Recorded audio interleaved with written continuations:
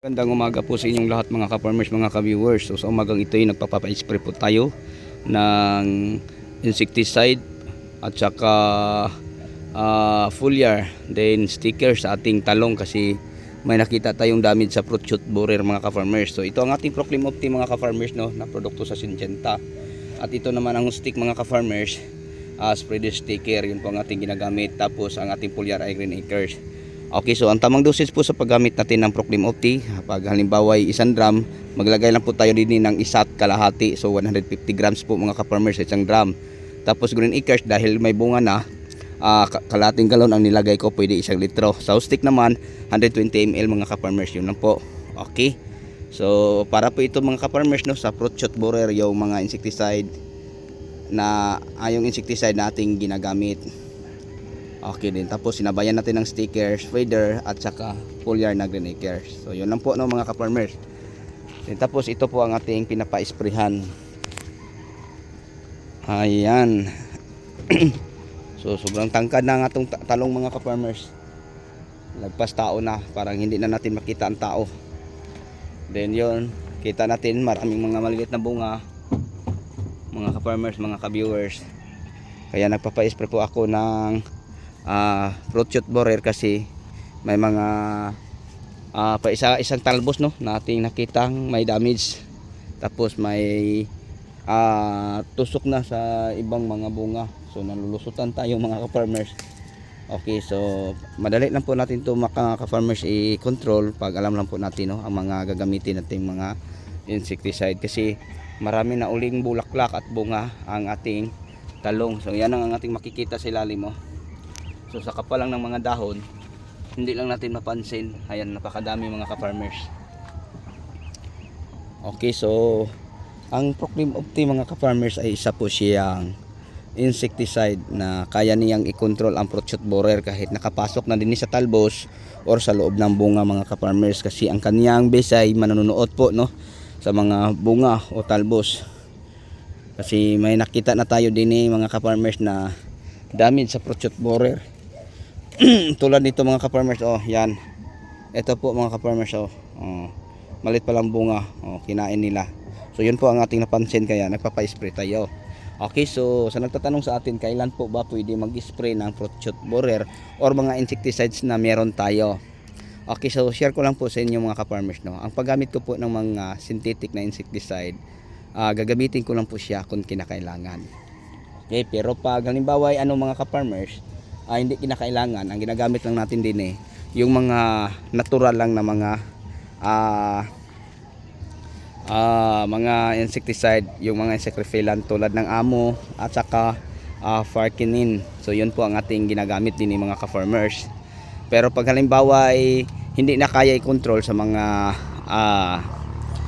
organic na insecticide, na natural na insecticide mga ka-farmers, ayan, pwede na po tayong maggamit ng mga synthetic mga ka-farmers. So ito ang napansin ko mga ka-farmers, oh, yan, oh, may pa isa-isa. So yan ang fruit shoot borer nasa loob, kaya nga nagpapa-spray po tayo ng Proclaim mga ka-farmers. Yan, oh, yan ang fruit shoot borer. So pag hindi natin alam mga ka-farmers ang mga pesticide na ating gagamitin sa pag-control din, mahirapan tayo, no, mahirapan tayo kasi lahat ng mga bunga sa ating talong bubutasan nila mga ka-farmers, tapos ang mga talbos. So kawawa tayo mga ka-farmers pag sila na ang umaatake kasi hirap natin na silang i-control. So mas maganda mga ka-farmers may alam tayo din sa pag-control, no, sa simpleng pamaraan lang. Halimbawa kung ang inyong talong ay natatamaan na, marami ng tusok sa talbos, marami ng tusok sa bunga, ang gagawin yung mga ka-farmers, lahat ng mga talbos na may tama kagaya nito, oh, meron naman akong nakita ulit, tanggalin to siya. Ito ang butas mga ka-farmers, oh. So tanggalin natin to siya mga ka-farmers. So patay na, wala nang uod. Then pagkatapos mga ka-farmers, ang lahat ng mga bunga na may tusok, tanggalin din, tapos pwede natin ibaon or sunugin. Then tapos spray tayo ng Proclaim Opti. So ganyan lang mga ka-farmers, kasimple o kadaling mag-control nila. Pero pag hayaan mo mga ka-farmers, ito kagaya nito, may nakita ko, oh, kasi yan ang ating napansin kahapon, tapos ibihayaan mo lang dyan, hindi yan pwede. tapos makakita ka ng bunga, tapos ang bunga ilaglag mo lang sa gitna. Hindi yan pwede mga ka-farmers.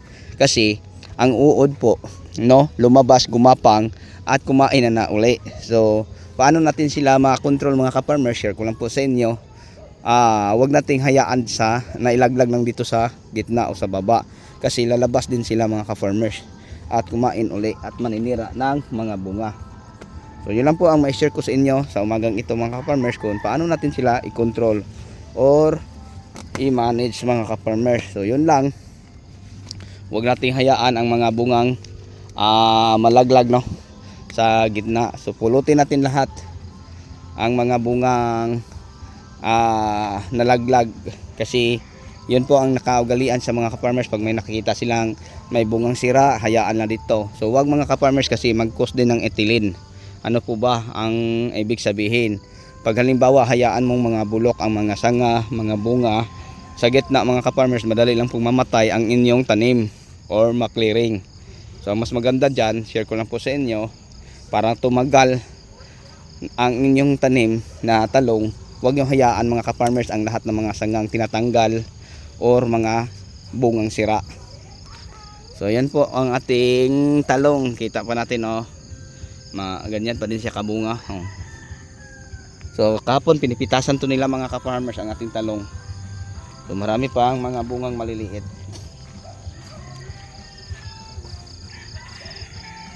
So nakakatuwa pong pagmasdan mga ka-farmers, no, pag iikutin natin every morning, kasi ang bumungad sa atin ang mga magandang mga talbos na may dalang mga bulaklak, maliit na bunga. So nakakatanggal po ng stress o pagod, lalo na pag mahal ang presyo. So ito din ni banda ang ating ampalaya. So 2 beses lang siguro natin ito pipitasan, tapos papalitan na naman po natin uli ng panibagong tanim. At dito naman banda mga ka-farmers, nakatanim ang ating okra, na ang variety po nito ay smooth green po mga ka-farmers. So yan, kita natin mga ka-farmers, mga ka-viewers, ang ganda. So kunti lang to mga ka-farmers, pero araw-araw na natin to pinipitasan, kasi ang okra ang bilis lang lumaki, kaya nga araw-araw na siya pinipitasan. So ang bintahan din ngayon mga ka-farmers sa okra, alam nyo, kahapon dito tayo sa Tanawan ay 150 po per kilo. So ganyan kamahal mga ka-farmers, no, ang bilihan sa okra, 150 per kilo. So dito mga ka-farmers, nakaharvest tayo din 2 kilos, then pangalawa 5 kilos, din 7 kilos. Ngayon siguro abot siguro ng mga 8 to 10 siguro. So yan mga ka-farmers, kahit ganito lang kalaki, no, ang taniman mo, pag maganda lang ang presyo, malaki na din ang kita. Kasi isa to sa mga variety ng mga ka-farmers na nabanggit natin, na kunti lang ang gasto, malaki ang kita. Alam nyo ba kung bakit? Dahil po mga ka-farmers, hindi po niya kailangan ang maraming mga fertilizer. So ipot lang ng manok, no, tapos 2 beses lang nabigyan natin ng fertilizer, isang dilig at isang saboy. So yun lang po, no, mga ka-farmers. Okay, so pangalawang variety, upo. Pangatlo mga ka-farmers, ang kalabasa, sitaw at saka pipino. So hindi po sila magasto. Pati na si kangkong at saka si pitsay mga ka-farmers, kasama pa din. Pero ang mga variety mga ka-farmers na sobrang malaking gasto, tapos pag hindi tumama sa magandang presyo, malaki ang lugi, itong ampalaya, itong kamatis, itong